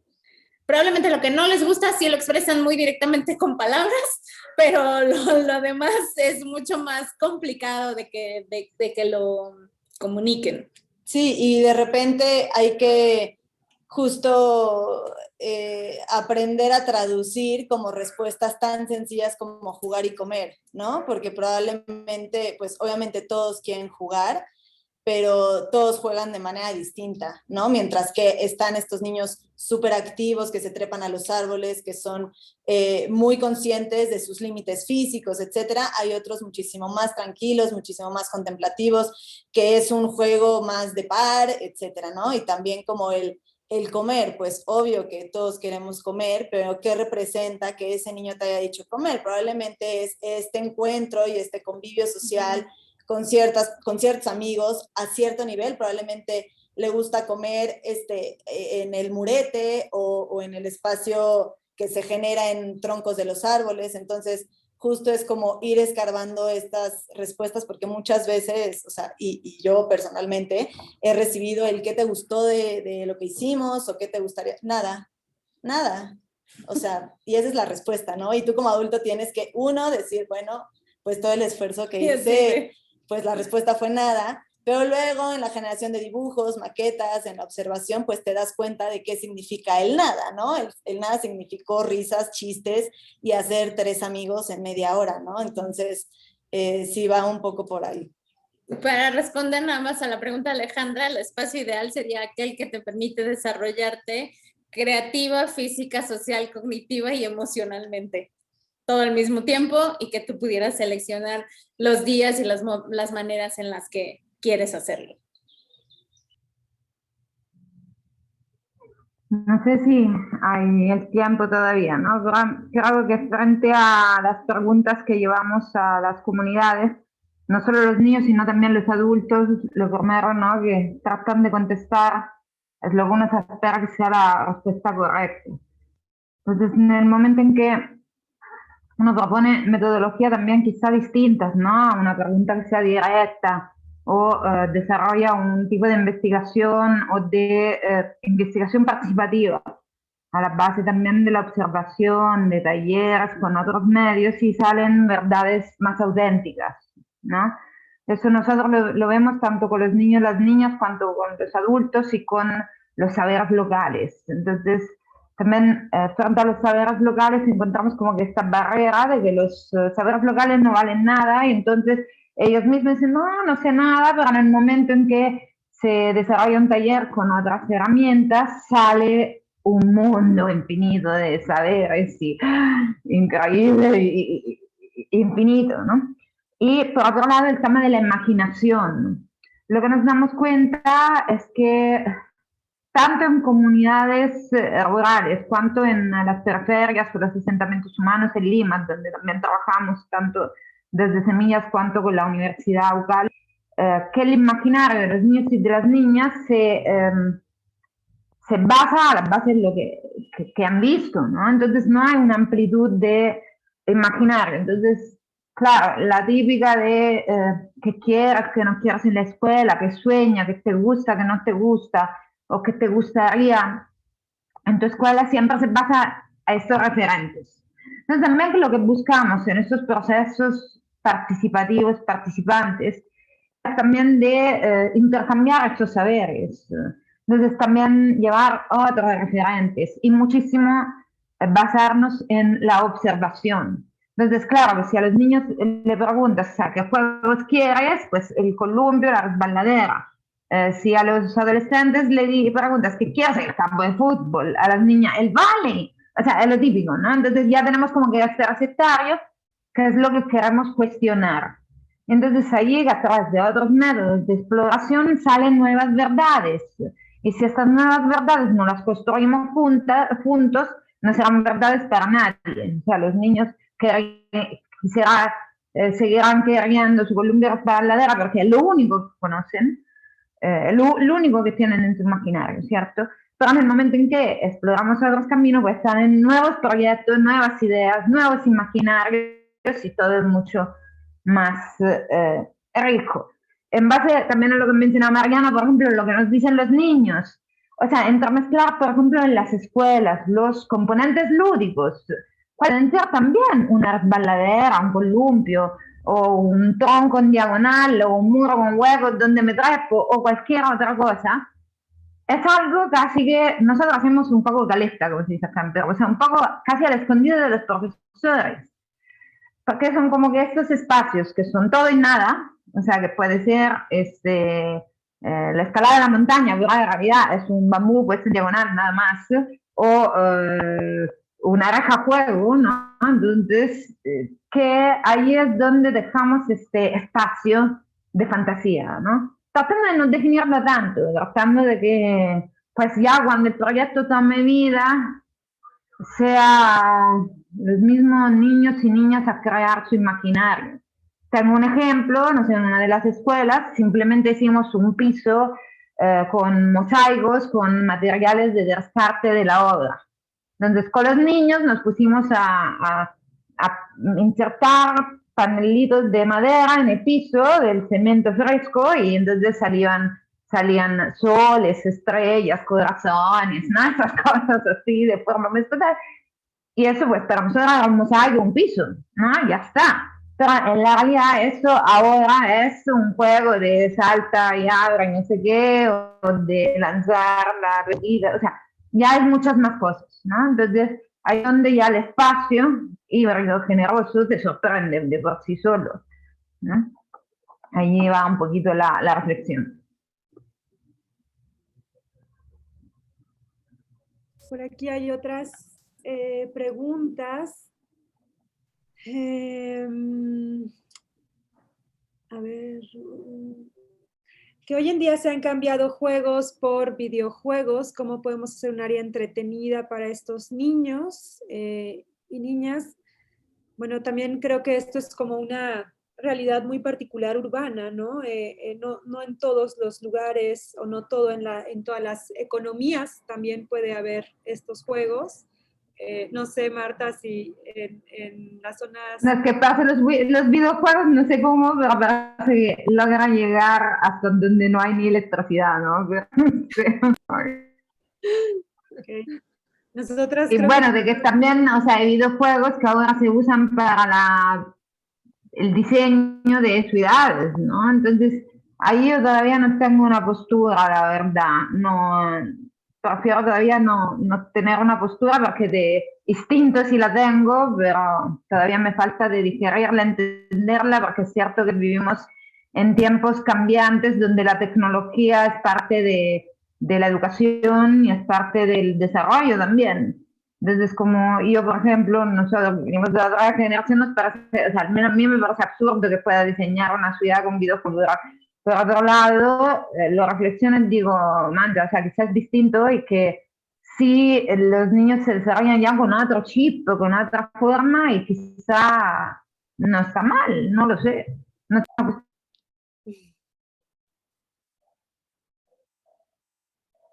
No sé, Jessy, si tú respondes alguna otra pregunta por ahí.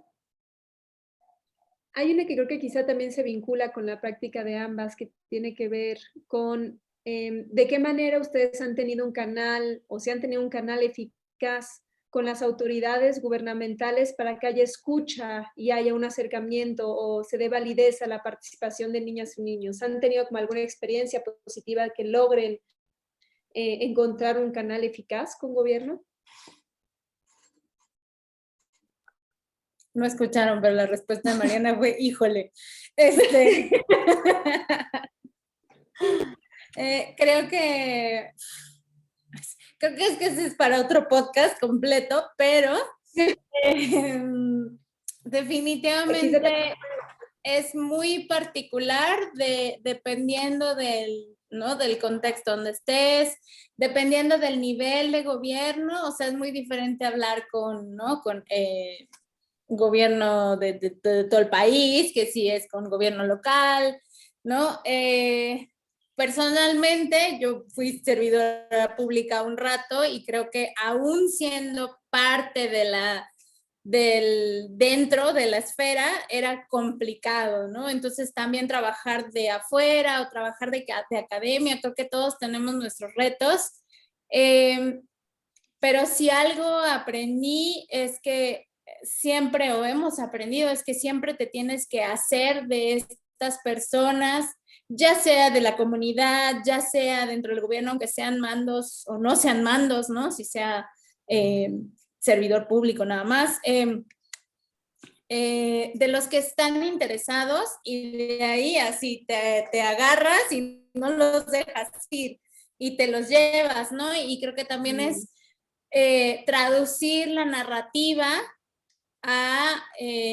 pues a puntos que les interesan, ¿no? Si vamos a hablar de datos, si vamos a hablar de recomendaciones a política pública, si vamos a hablar de programas, si vamos a hablar hasta de presupuestos, ¿no? De partidas, de atribuciones, de responsabilidades, o sea, creo que depende de con qué institución pública estás tratando, tienes que, otra vez, ser traductor de qué es lo que vas a platicarles, a compartirles.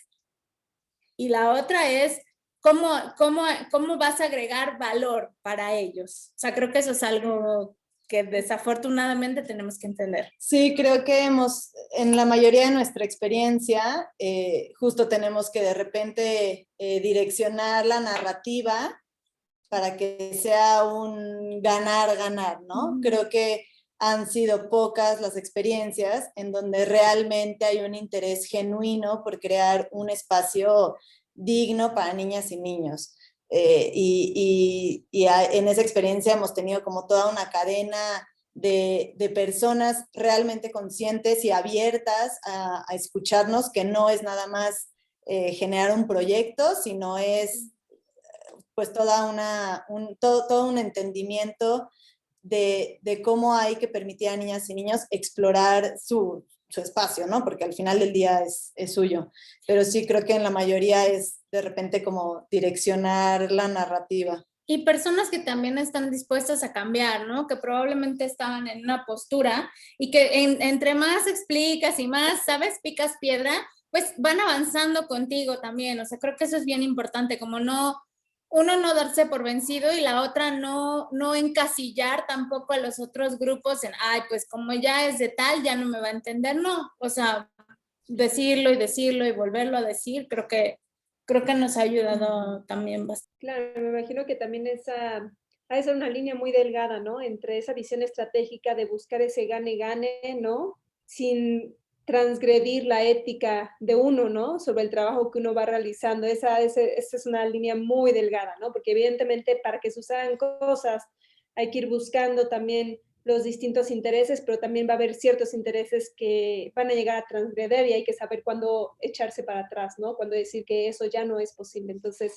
eso creo que solo le da la experiencia, pero seguramente será un punto muy fino, ese equilibrio entre... Pero también es un punto que cada quien decide, o sea, que cada estudio, cada práctica se va formando, ¿no? Y que pues tú dices hasta acá, y si pasamos, pues entonces ya, o sea, nos hacemos para atrás, ¿no? O decides, bueno, estiramos un poquito, o sea, creo que justo, como bien dices y como perfectamente lo saben ustedes, o sea, solo te lo da la experiencia eso, ¿no? Entre cada proyecto vas aprendiendo.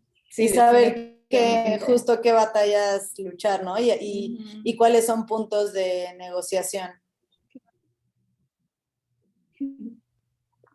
Claro que es un punto bastante delicado, ¿no? Entonces, este diálogo entre la sociedad civil, organizaciones gubernamentales, no gubernamentales, de generar diálogo para desarrollar proyectos. Entonces, desde nuestra experiencia en Semilla, sí tenemos ejemplos exitosos de cooperación con entidades gubernamentales locales, en la que se genera una especie de efecto sorpresa cuando se desarrollan los proyectos, como que wow, o sea, por así decirlo, por desarrollar obviedades, que es escuchar a los niños y las niñas, respetar el entorno, usar materiales locales, se genera como que ¡guau!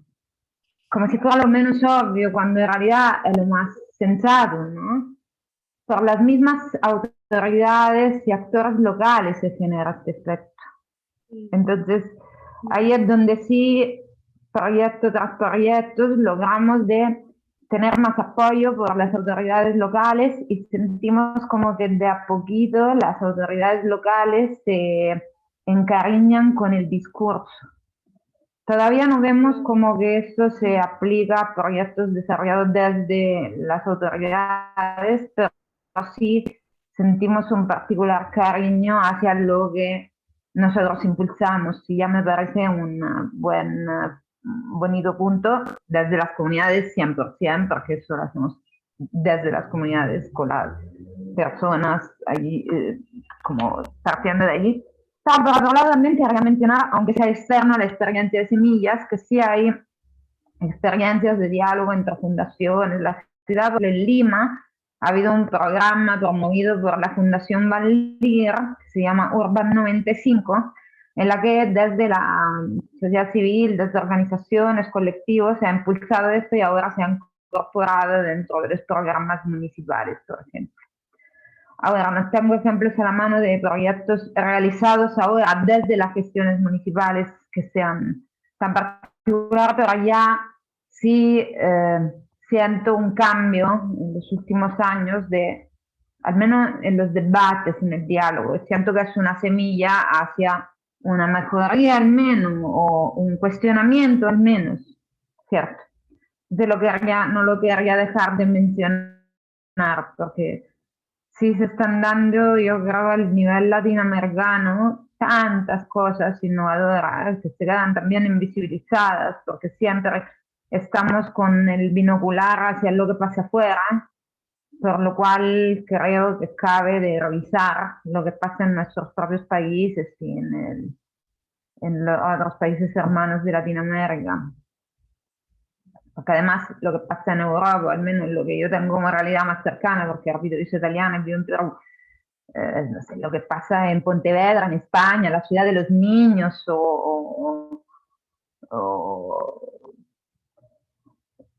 otros estándares, otra economía también, otro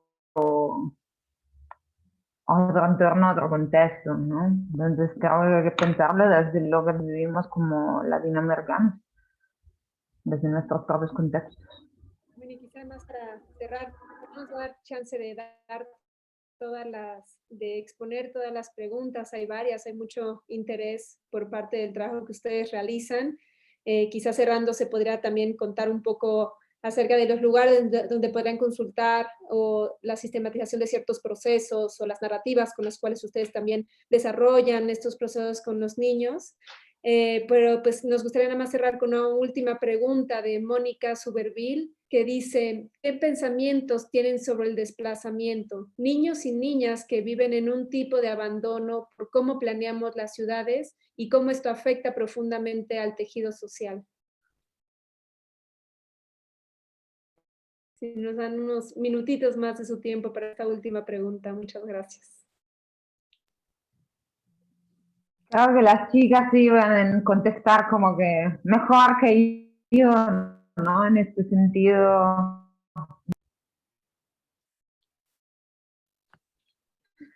Es que creo que también es otro podcast. No, creo que, o sea, creo que así como, hay muchas cosas que están en mi cabeza, perdón, pero así como hay muchas acciones que se pueden hacer para evitar el desplazamiento, definitivamente, pero sí tiene que haber un andamiaje de todos los niveles, tanto de gobierno como de la ciudadanía, la comunidad, etcétera, y procesos de participación para que se puedan lograr. A nivel desplazamiento, no sé si te refieres, Mónica, como a la parte de cambio climático. Es que hay desplazamientos por muchas cosas, ¿no? Cambio climático, mal diseño de los espacios, Podríamos hablar, por ejemplo, también de estos desarrollos de Infonavit que se hacen hacia, ¿no? Como todo el exterior de las ciudades, y entonces, bueno, por falta de infraestructura, etcétera, pues ni siquiera se pueden como, o padres y madres no pueden como venir a trabajar a los centros urbanos, etcétera. Entonces, creo que más bien es entender que la perspectiva de diseño y planeación de ciudades desde la infancia o desde las necesidades de la infancia es todo este entendimiento, es cómo niñas y niños o cómo desde esta perspectiva de 85 centímetros, que es lo que decía Marta, vivimos las ciudades. Y entonces siempre pensar en eso, ¿no? En todos nuestros proyectos, ¿cómo se ve este proyecto desde 85 centímetros? ¿Qué es lo que estamos experimentando desde 85 centímetros? Si estamos en una calle, ¿qué es lo que olemos? ¿Qué es lo que vemos? ¿No? ¿Qué está a esta altura? Pero si estamos acá abajo, en nuestras casas, ¿no? En todos los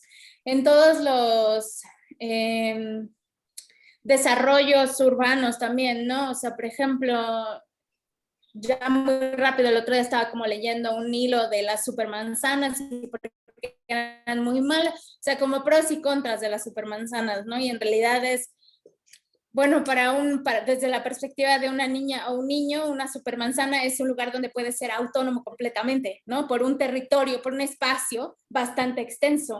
En cambio, no sé, si pensamos acá en la Ciudad de México y queremos cruzar Avenida Aztecas, pues saber qué niña o niño se va a atravesar Avenida Aztecas es como el lugar de creo que son 8 carriles o no sé qué, y que entonces hay semáforos y cebras peatonales cada no sé cuántos kilómetros, ¿no?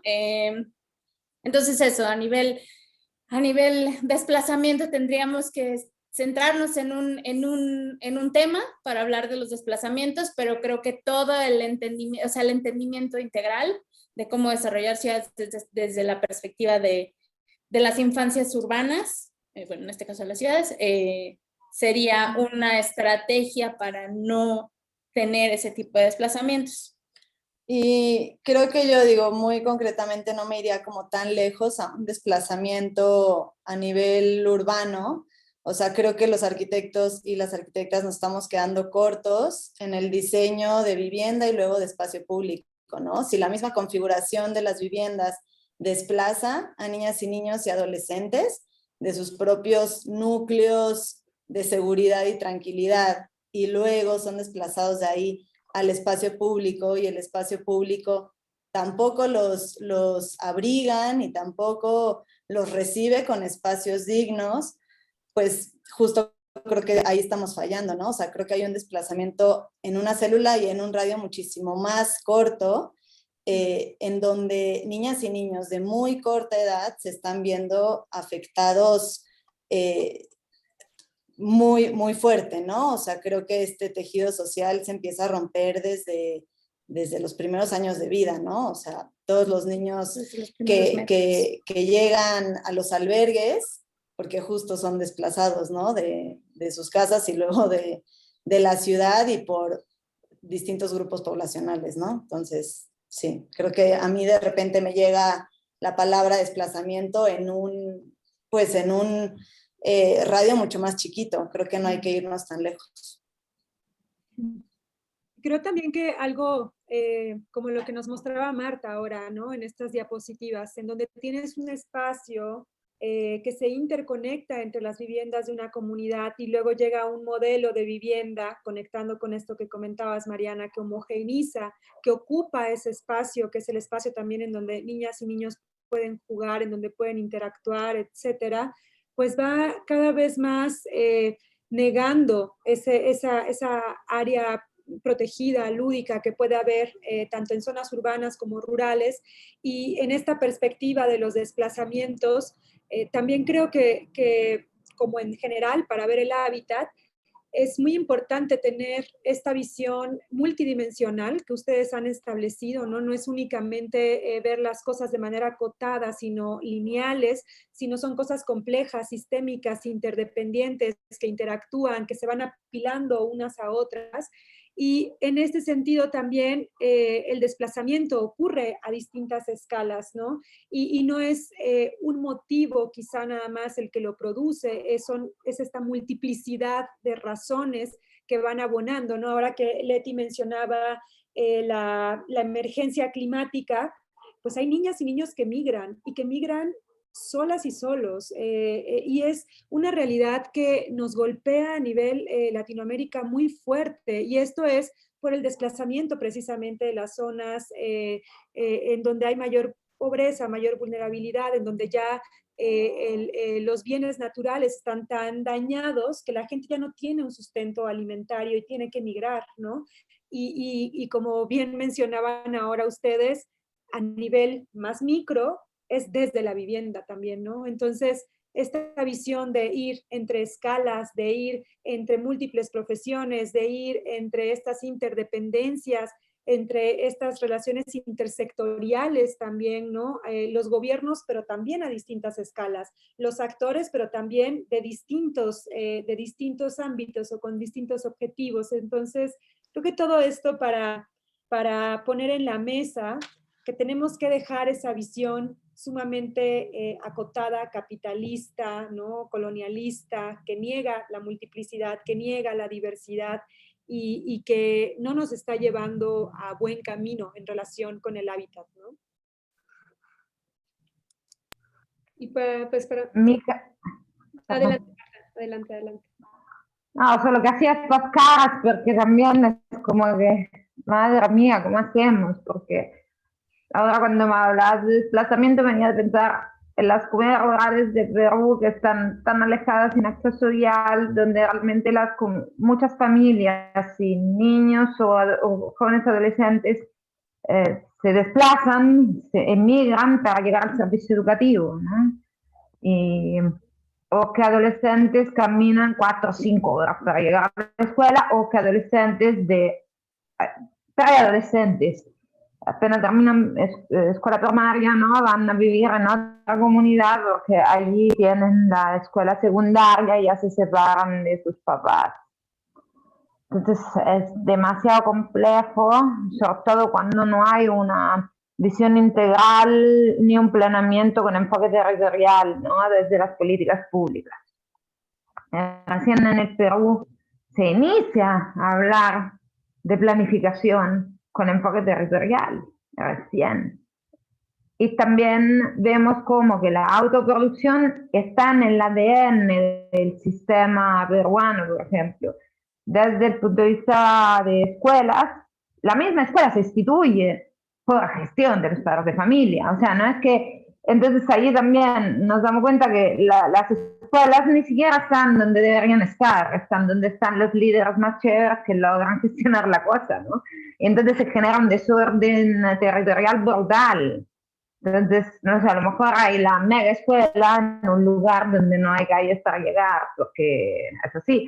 O hay la mega escuela donde hay 10 alumnos y es una inversión de 8 millones de soles. O sea, y eso no lo está diciendo así de broma, es simplemente real. O sea, lo hemos visto con nuestros ojos, no es leyenda. Entonces, esta verdad que habría que, o sea, me viene a decir así porque habría como que repensarlo todo de ser, ¿no? Que por un lado entiendo la política pública que tiene como que esta urgencia importante, necesidad de cumplir con las brechas y con los números y con los objetivos del bicentenario, en el caso del Perú. Pero me pregunto si solo tenemos que cumplir números o tenemos que revisar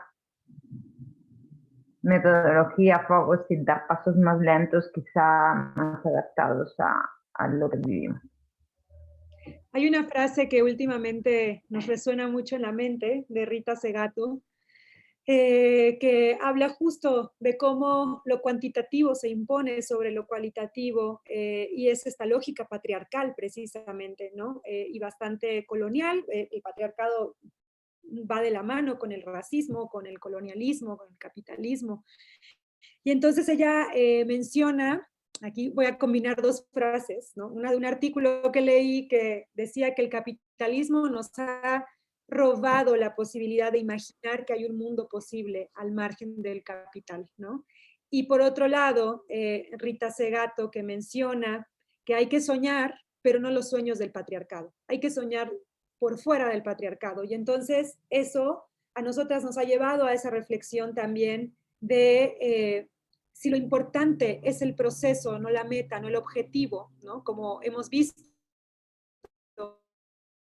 escuelas abandonadas, ¿de qué sirvió cumplir cuantitativamente con esa escuela o con esas viviendas que hoy en día están en abandono? Ese dinero es dinero tirado a la basura, ¿no? Y que además causó un impacto territorial. Entonces, si lo importante es el proceso, también desde el feminismo comunitario se habla de descolonizar el tiempo, de quitarle al tiempo esa prisa cuantitativa y de hablar más de esta historia larga, de esta historia que se construye en el cotidiano y de manera colectiva, ¿no? Y entonces sabemos que hay momentos de mucha crisis, pero también sabemos que seguramente a ustedes les ha pasado como a nosotras, que cuando llegas a este efecto wow, no desde la política pública, pero desde el proceso comunitario, es como aprovechar a llenar toda la batería para poder seguir con esa utopía, ¿no? Con esa energía para seguir adelante. Bueno, y eso lo podemos conectar también con esta feminista Esther Vivas, ¿no? Que también habla de las víctimas del adultocentrismo, ¿no? Que son los niños justamente, ¿no? Donde dice que vivimos en una sociedad adultocéntrica que gira en torno a los mayores, no nos paramos a escuchar a los más pequeños ni a reflexionar sobre qué modelos de cuidado y crianza necesitamos. Pensamos sobre el derecho individual del padre y de la madre, hay mucho legislado acerca como del derecho de los padres y de las madres, pero ¿dónde queda el derecho de los niños? Y bueno, creo que todo esto se va vinculando, ¿no? Son una serie como de pensamientos y que creo que definitivamente nosotras coincidimos por completo con ustedes, nos conectamos emocionalmente, ideológicamente, políticamente, en todos los sentidos, y ha sido un placer el día de hoy poder compartir esto. Y como dicen, esta conversación debería llevar muchos más programas de radio, ¿no? Definitivamente. Es muy complejo, es muy integral y... Ay, se te apagó el micro, Jessie. Y muy interesante lo que hoy nos han expuesto. Y les agradecemos de verdad muchísimo. Desde aquí tienen también 2 porristas para cuando requieran cargar ánimo también. Les mandamos siempre nuestras mejores intenciones, vibras. Su trabajo es sumamente valioso. Creemos que son de los trabajos y de los procesos sociales que demuestran cómo la arquitectura puede abonar a la transformación social, a combatir esas desigualdades, esas injusticias y a abonar a esa utopía, ¿no? De un mundo mejor, un mundo más parejo. Les agradecemos de verdad de todo corazón que estén acá. Muchas gracias. Muchísimas gracias. Igualmente, también somos fans y porristas de los dos, tanto de Comunal como de Semillas. Sí, qué rica plática. Ojalá haya sido interesante para todos los que nos escucharon y pues la admiración de regreso para las 3. Muchísimas gracias a todas y a la organización también, y Mariana y Jessica por la invitación, y me ha encantado conocer la realidad de Magia Estudio. Me quedo sorprendida y encantada, y seguro que se van a enlazar más amistades. También eso es parte de lo bonito de esos diálogos.